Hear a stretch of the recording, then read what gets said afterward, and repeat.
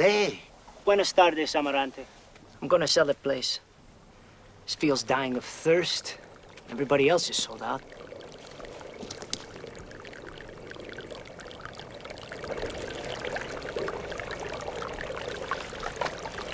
Did they say you could use the water?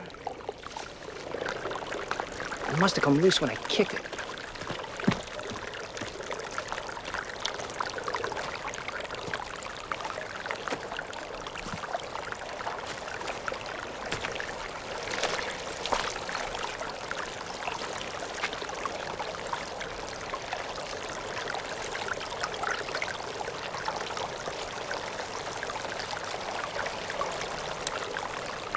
I ought to shut it off, huh?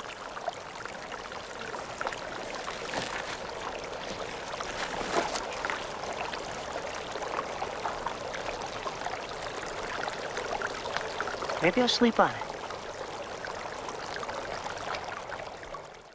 Water issues in the West have gained mythic proportions that have captured the imaginations of writers and filmmakers. Water has been the source of controversy, heated debate, and legal battles for over a century.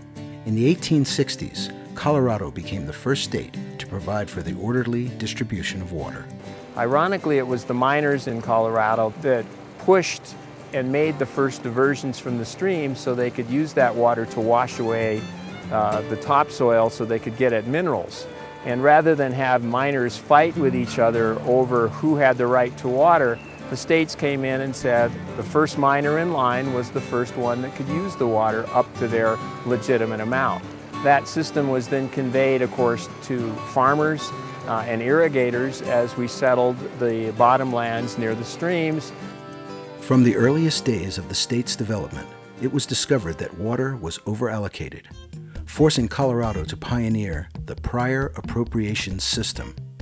This introduced the concept of first in time, first in right, which granted top water privileges to the earliest users.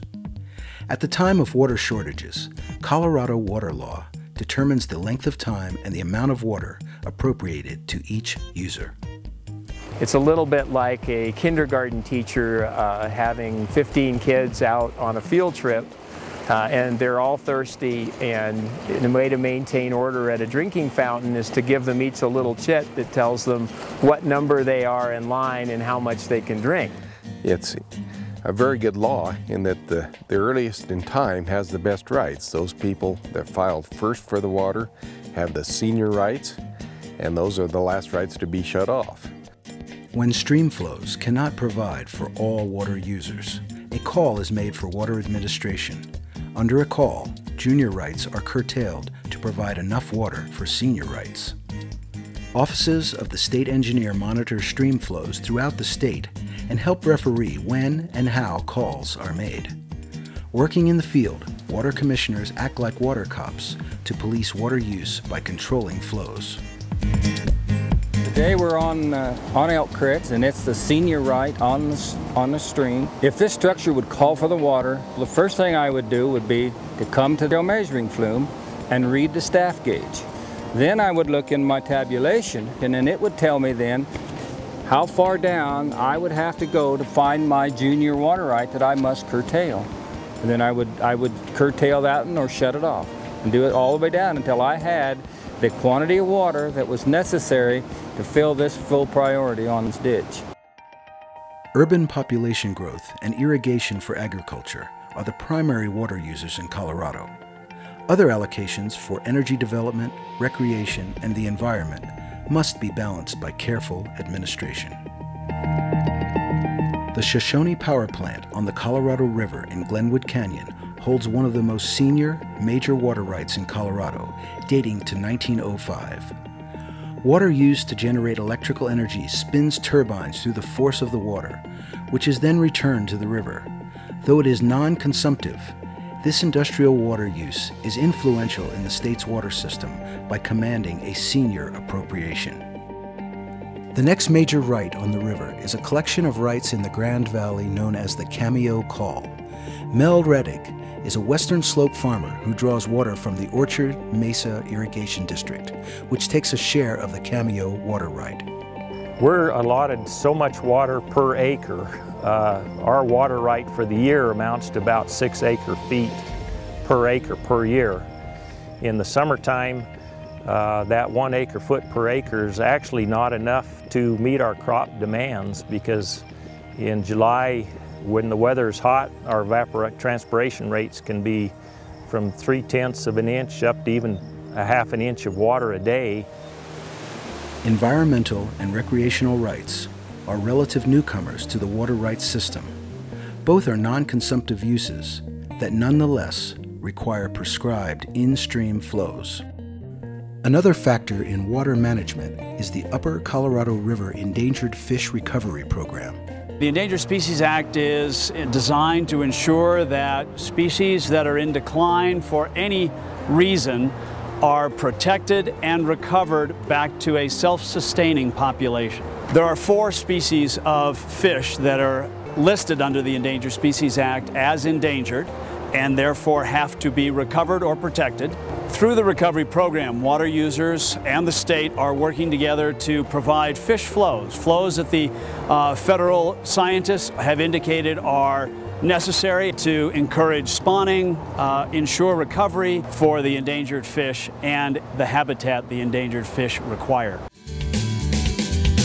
Water rights designated for recreation in kayak parks are called Recreational Channel Diversions, or RICDs. The beauty of having this recreational in-channel diversion is that it maintains a place and time for our recreational users. At the same time, it allows water to go downstream undepleted for other users in Colorado. In addition to recreational in-channel diversions, Colorado water administrators will have to oversee challenges to the traditional prior appropriation law, including the conversion of water use from agriculture to urban growth. I have found that when I started in 1978, my biggest responsibility was administering water to irrigators. As time has passed, we have gone from an irrigation society, mainly now, we're beginning to get a lot of development that's coming in and drying the lands up, putting houses on those lands. And I can't say whether that's good or bad, that's just a fact. A lot of our properties, ag properties, have been changed into developments, and as a consequence, we're finding ourselves in a whole different ballgame. We have a constitution in Colorado that can be changed with just a majority vote. I have a real fear if people in the cities get short of water, there will be a ballot initiative to change our existing water law. Even though we consider our prior appropriations doctrine to be sacred in this state, those of us with senior water rights would be very unwilling to see those laws changed. The majority still rules, and the majority could vote to change those laws, which would leave our water rights in jeopardy. There is another big water right, so to speak, and that's from the Colorado River Compact Call involving the 7 states. The Compact Call is a legal obligation to share water between the upper river basin states of Wyoming, Colorado, Utah, and parts of New Mexico, and the lower basin states, including southern New Mexico, Nevada, California, and Arizona.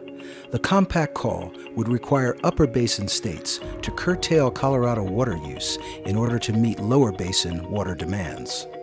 There's a big concern if we take too much water out of the Colorado River, whether it's for use on the western slope for energy use or for agriculture, municipal, we could face a compact call under that Colorado River Compact, because we're not meeting the water needs for the lower basin states that we're required to under the compact.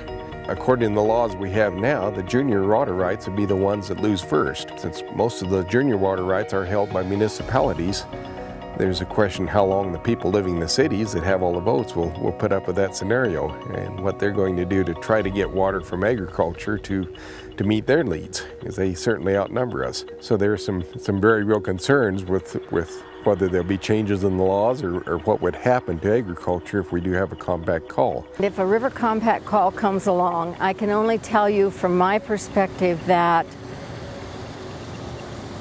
it will take out every water right in Colorado that's older than 1922.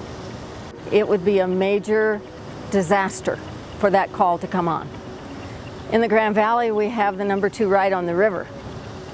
So we like to say we're call-proof, but are we really? Is the political power in this state to stop them from condemning our water right, from ignoring it? I don't know. It'll be interesting to see if it ever comes on, and I hope I'm not here when it does. In the arid West, water is a precious and carefully regulated basic necessity to human enterprise and our very existence. Water administration is a critical tool in how water is channeled to diverse and often competing demands. The Colorado River Basin is facing increasing challenges in managing this finite and vital resource.